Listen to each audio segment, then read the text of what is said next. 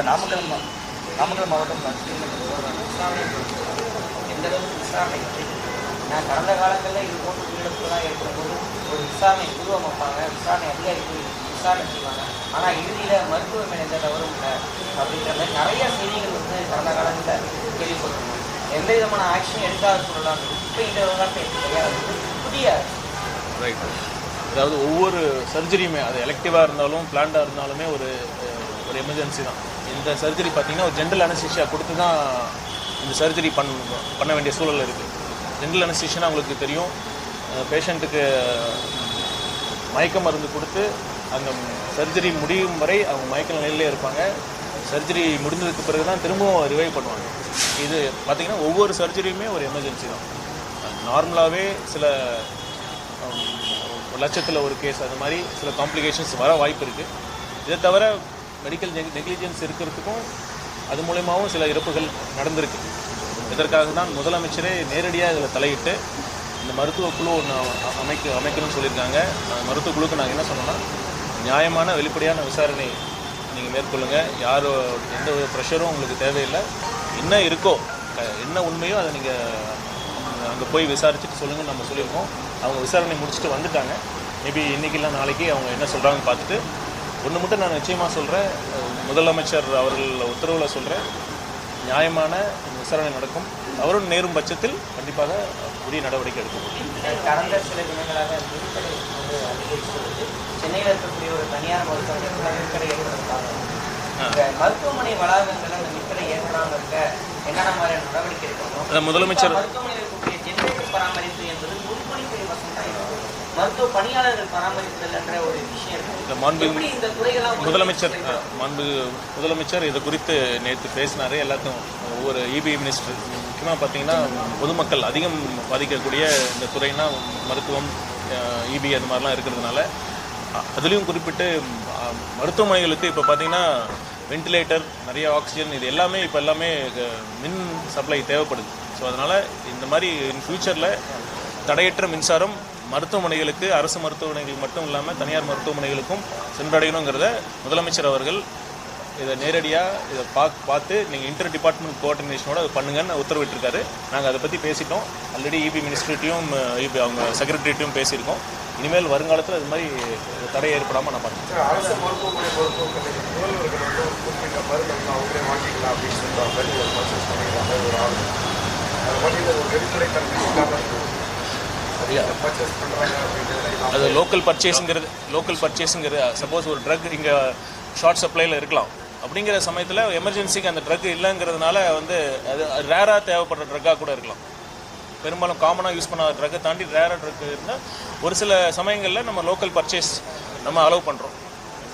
NOC கொடுக்குறங்கிற பேரில் அவங்க purchase பண்ணுறாங்க. நாமக்கல் மாவட்டம் ராசிபுரம் அரசு மருத்துவமனையில் மழைநீர் உள்ள புகழ் இருக்குது.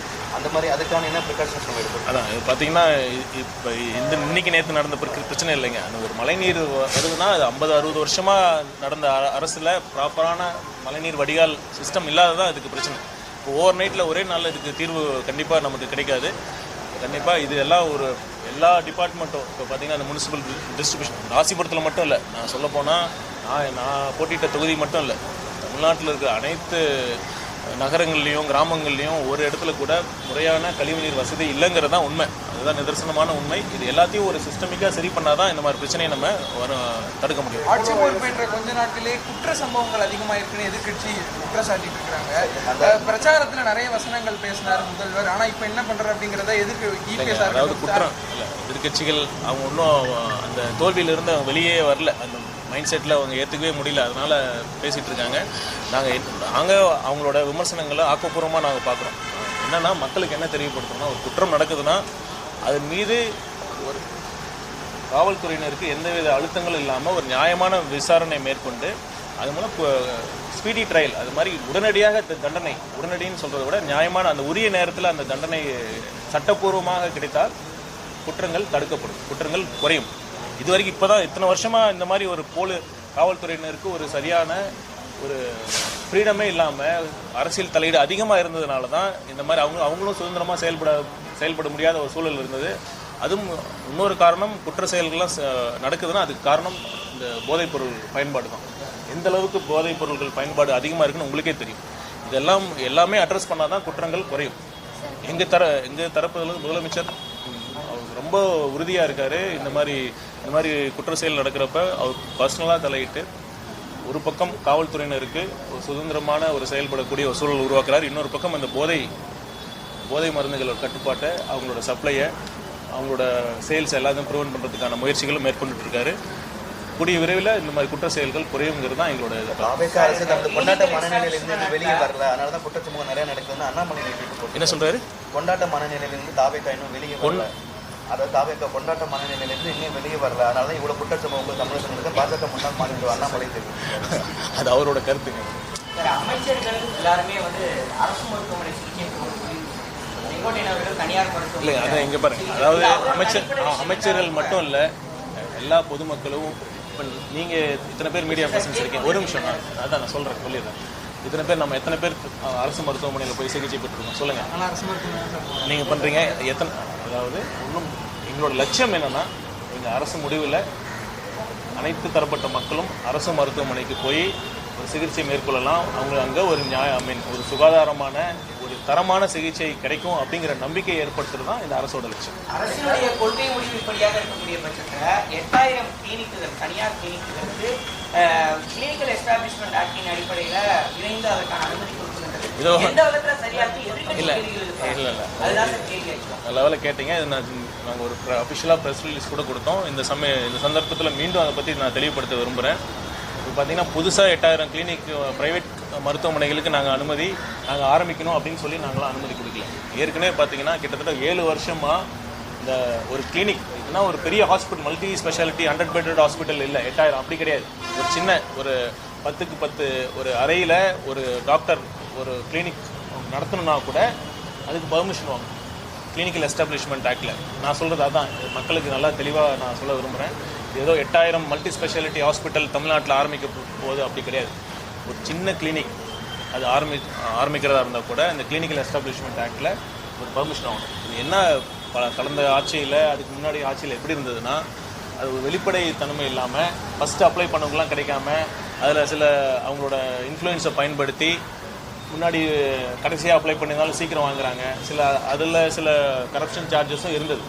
இதெல்லாம் இல்லாமல் நான் சொன்னது இந்த டேட்டா 8000ங்கிறது 2019 இது வரைக்கும் பெண்டிங்காக இருக்கிற டேட்டாஸ். இப்போ இதில் ஒரு ஆடிட் அப்ஜெக்ஷன் வேறு வந்தது, அதையும் நான் சொல்ல விரும்புகிறேன். ஒரு ஆடிட் டிபார்ட்மெண்ட் வந்து ஒரு அப்ஜெக்ஷன் ரைஸ் பண்ணாங்க. ஏன்னா நீங்கள் அந்த 2019 அவங்களுக்கு கிளினிக்கல் எஸ்டாப்ளிஷ்மெண்ட் ஆக்ட் படி லைசன்ஸ் கொடுத்துருந்தீங்கன்னா ஆண்டுக்கு 5000 ரூபா அந்த லைசன்சிங் ஃபீஸ், அந்த 5000 ரூபா அவங்க கிடச்சிருக்கும். ஏன் நீங்கள் லைசன்ஸ் கொடுக்கறதுல டிலே பண்ணீங்க? டிலே பண்ணதுனால தான் நான் உங்களுக்கு அந்த லைசன்ஸ் ஃபீஸ் கிடைக்காம போச்சு அப்படிங்கிற ஆடிட் அப்ஜெக்ஷன் வேறு இருக்குது. ஸோ இதனால் இந்த ப்ராசஸில் ஒரு வெளிப்படைத்தன்மை வரணும்.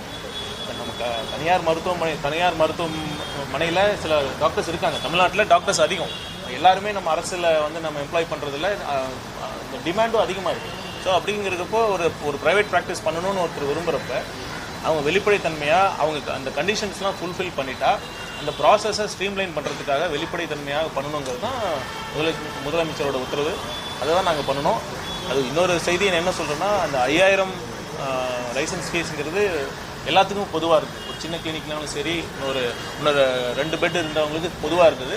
அதை எப்படி நாம் மற்ற ஸ்டேட்டை கம்பேர் பண்ணி அந்த அரசுக்கு இன்னும் கூடுதல் வருமானம் கிடைக்கக்கூடிய வகையில் அந்த பேஸ் ப்ரைஸ் 5000த்தையும் கொஞ்சம் அதிகம் பண்ணலாம். ப்ளஸ் இன்னும் கொஞ்சம் பெரிய கிளினிக்காக இருந்ததுன்னா அதுக்கு இன்னும் கூடுதல் கட்டணமும் கொடுத்துட்டு, இதை தவிர வேறு எந்த கட்டணமும் தனியார் அந்த கிளினிக் டாக்டர்ஸ் வந்து கொடுக்க தேவை இருக்கக்கூடாதுங்கிற சூழலை உருவாக்கணுங்கிறது தான் இது.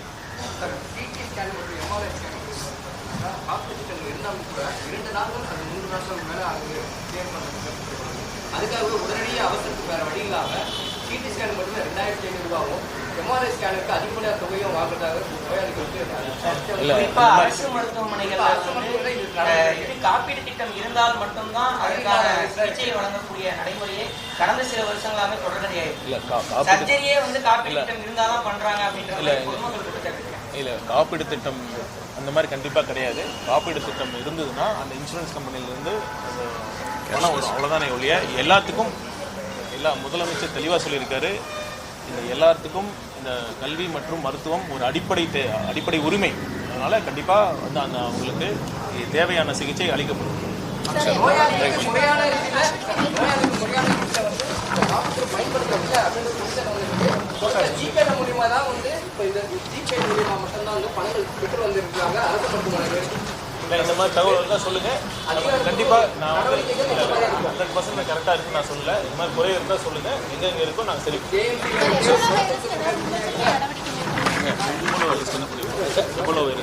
எபோலா வைரஸ் இருக்குது சார். நீங்கள் சொல்லுங்கள் எபோலா பற்றி சொல்லுங்கள்.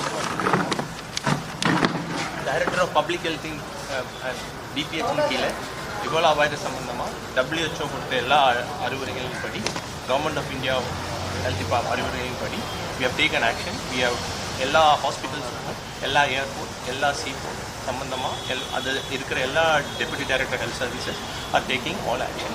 அதுக்கு தேவையான எல்லா வசதிகளும் நம்ம ரெடியாக வச்சோம். ஏர்போர்ட்லேயே நம்ம ஆல்ரெடி அந்த குழுக்கள் இருக்குது, மருத்துவ குழுக்கள் இருக்குது.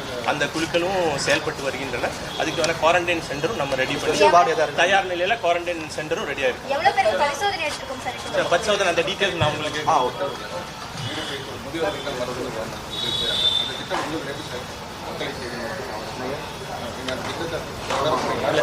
இல்லை அதை பற்றி ரிவ்யூ பண்ணிவிட்டு நான் பார்க்கலாம். மக்களுக்கு பயனுள்ள திட்டமாக இருந்தாலும் கண்டிப்பாக